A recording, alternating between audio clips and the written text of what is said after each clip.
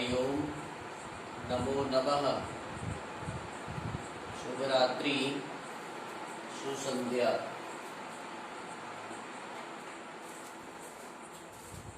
नमो नमः, शुभ रात्रि, शुभ संध्या च। अहमस्मि आचार्य दिव्येश्वर शास्त्री। संस्कृत प्रशिक्षण कार्यक्रमे भवतां सर्वेषां हार्दिकं स्वागतम्, अभिनंदनं, वंदनम्। आगम्यतां प्रतिदिनम् इव अद्यापि एकं नूतनं विषयम् आनीय अहं पाठाय उपस्थितो अस्मि।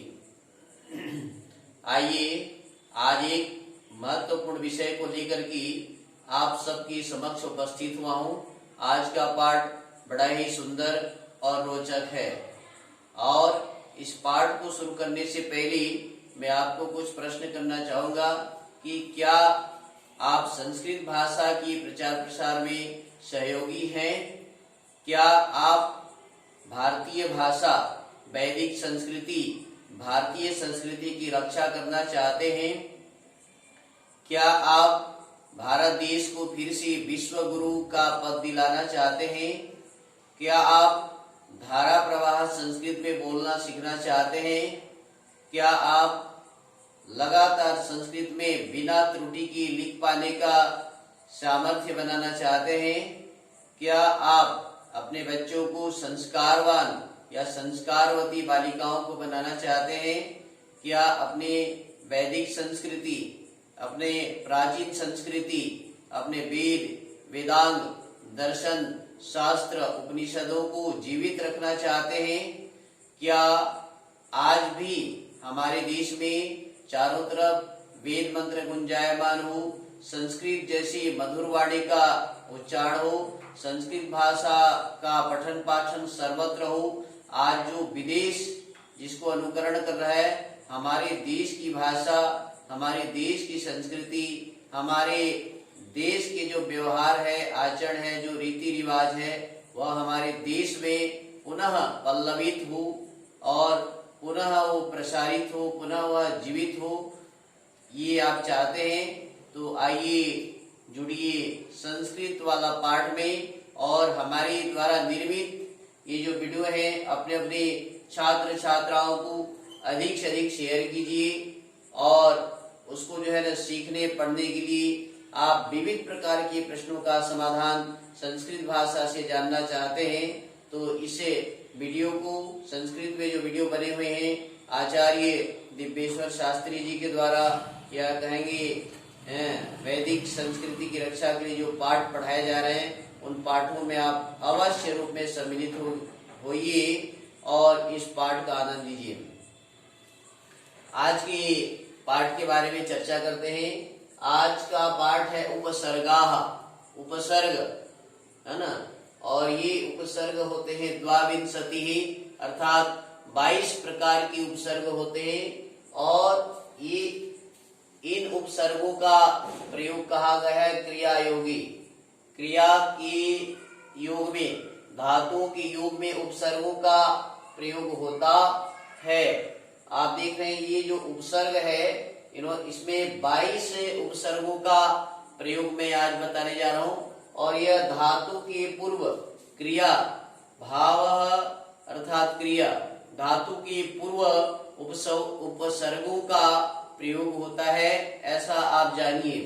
मैं आपको कहना चाहूंगा ये जो 22 उपसर्ग है पहले इसके नाम को आप जान जाइए और अपने अपने छात्र छात्राओं को, अपने विद्यार्थियों को, संस्कृत के शिक्षक शिक्षिकाओं को जानना बड़ा ही जरूरी है। उपसर्ग जानेंगे तो आप किसी भी ये उपसर्ग निर्मित शब्दों का ज्ञान बड़े ही शीघ्रता से प्राप्त कर सकते हैं।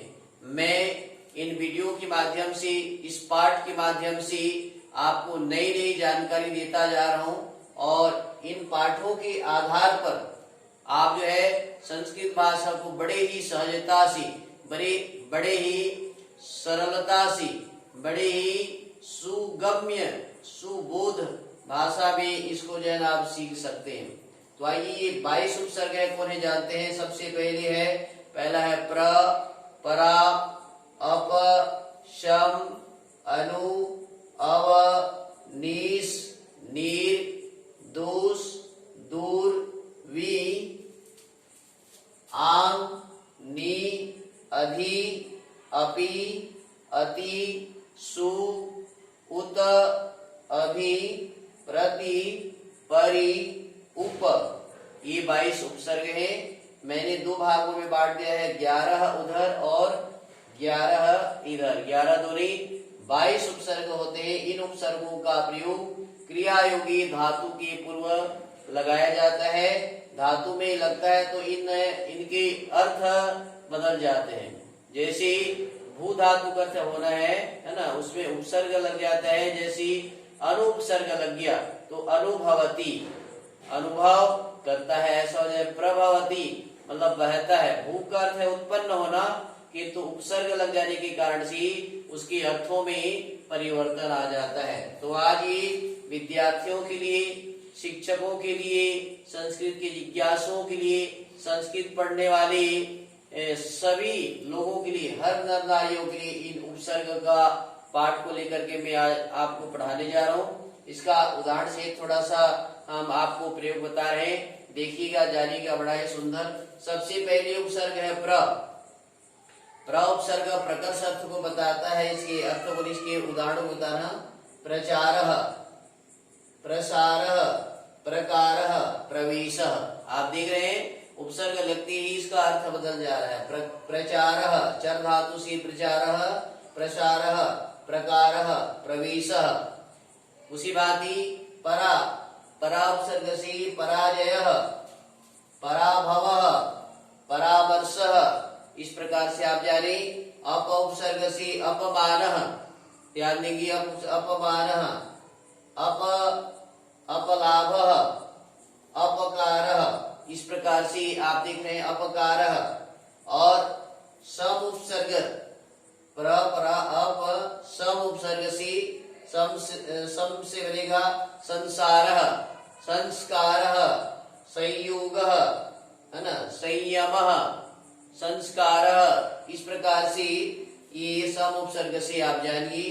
उसी प्रकार से, है ना, अनुभवः, अनुपसर्ग का अनुभवः, अनुचरः, अनुसारः। इस प्रकार से आप जानिए।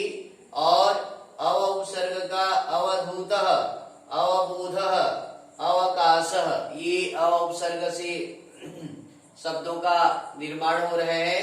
और ये निस उपसर्ग से निश्चयः, निराहारः, निराकारः। ये नि उपसर्ग से इसका शब्दों का निर्माण जानिए। और निस का और एक बनता है नीर। नीर का बनेगा नीलियते। ये सब धातुओं में उपसर्ग लेने से अर्थ नीलियते छिपता है।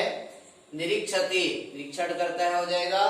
निष्क्रामति निकलता है, ये नीर उपसर्ग का हो गया। उसी बात ये दुस, दुष्कालः, दुष्कामः, दुस्तरः। ये दुस उपसर्ग से निर्मित शब्द है। और उसी बात ही दुस के बाद में दूर, दूर से दुराचारः, दुराग्रहः, दुर्जनः। ऐसा इसका प्रयोग देखा जाता है। इधर देखिए, दुराचारः, दुराग्रह, दुर्जनः, ऐसा इसके शब्द बनते हैं। दुर उपसर्ग से बी, बी उपसर्ग के कारण बनेगा विकासः, विहारः, वियोगः। ऐसा बी उपसर्ग से। चलिए, ये 11 उपसर्ग के बारे में बताया और आगे और ये 11 के बारे में बताने जा रहा हूँ। चलिए इसको देखते हैं। आंग उपसर्ग से आसमंतात, आ करते चले से आसमंतात, आचारः, आकारः, आरामः, आचारः, आकारः, आरामः। इस प्रकार से इसका प्रयोग जान सकते हैं। और इसमें नि उपसर्ग है। नि उपसर्ग से निवेशः, निवासः, निरोगः। आपने देखा नि उपसर्ग से बनेगा। और उसके बाद में अधि उपसर्ग से, अधि उपसर्ग से अधिकारः, है ना, अभिमानम, अधिभारः, है ना, फिर ध्यान देंगे अधि उपसर्ग से अधिकारः, अधिमानम, अधिभारः ऐसा प्रयोग जानिए।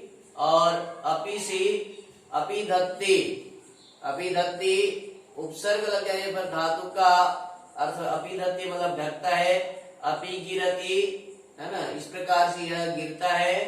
अपि नह्यति धारण करता है, ऐसा अर्थ बन जाता है। और अपि के बाद में है अति, अतिसारः, अत्याचारः, अतिवादः ये अति उपसर्ग का प्रयोग है। उसके बाद में सु, सु का अर्थ है सुपूजायाम, सुंदर अर्थ में पूजा अर्थ में प्रयोग है। सुपुत्रः जिसका पुत्र बहुत बढ़िया है, सुपुत्रः। सुलेखः, सुगमम, सुगमम सुगम जिसको कहते हैं सुगमम, इस प्रकार से सुपसर्ग से उत उपसर्ग से उत्तमः, आप ध्यान देंगे उत उपसर्ग बताता है उत्तमः। उद्धारः, उन्नति ऐसा उत उपसर्ग से जानिए। अभि, अभि उपसर्ग बोलता है अभिमानः, अभिभावः, अभियोगः, इस प्रकार से ये अभि उपसर्ग से जानिए। प्रति, प्रति उपसर्ग के आधार पर बनता है प्रतिकारः, प्रतिरोधः, प्रतिपक्षः। ये आपने उपसर्ग से शब्दों का निर्माण देख रहे हैं। परि, ये परि उपसर्ग, परि सर्वत्र, ये परि चारों को बताता है।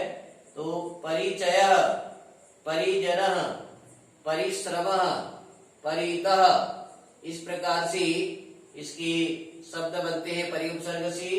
और लास्ट में है सबसे अंतिम में जो उपसर्ग है उप उपसर्ग, उप से उपकारः, उपवासः, उपहारः ऐसा बनता है।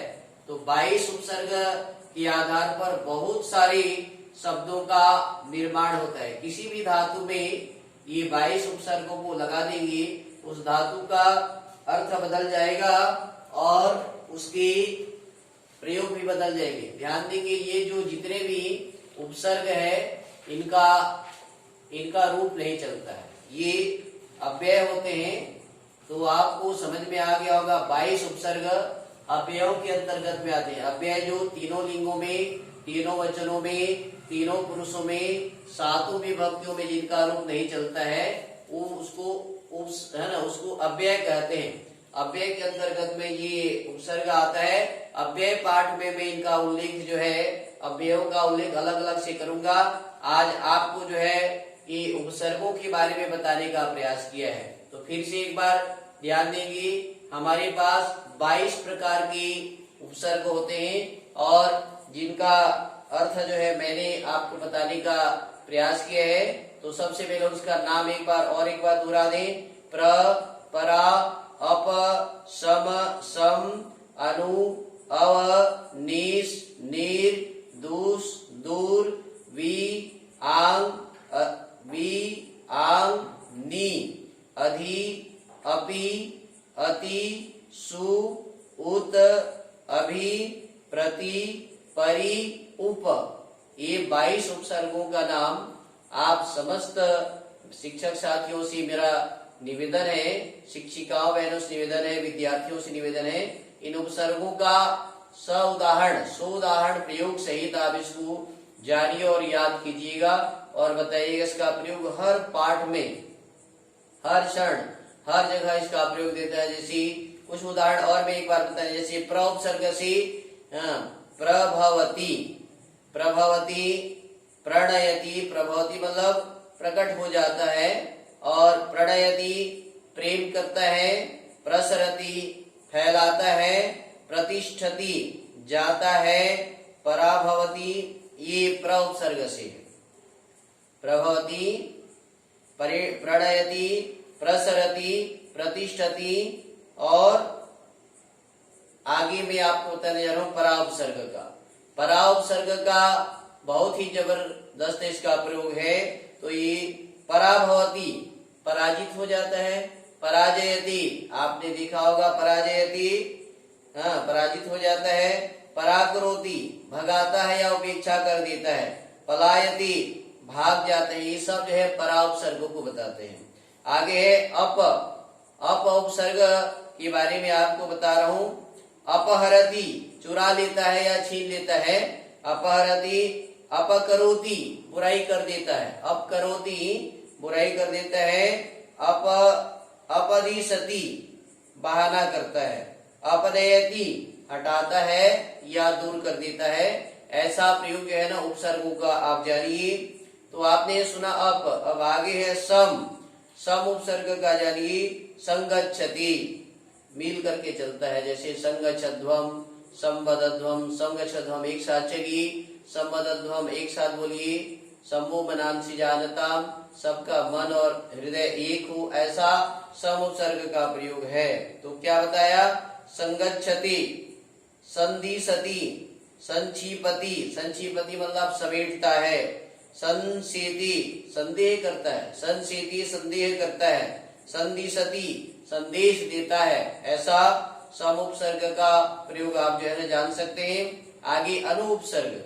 अनु से अनुभवति अनुभव करता है। अनुतिष्ठति, अनुतिष्ठति मतलब अनुकरण करता है या पीछा करता है। अनुवदति अनुवाद करता है। अनुमन्यति राय देता है। अनुमन्यति अर्थात राय देता है। उपसर्ग लग जाने पर उसकी अर्थ में परिवर्तन हो जाता है, यह इसका प्रयोग है। अव उपसर्ग से अवगच्छति जानता है। अवरोहति उतरता है। अवतरति अवतीर्ण होता है या अवतार लेता है, ऐसा अव उपसर्ग का प्रयोग है।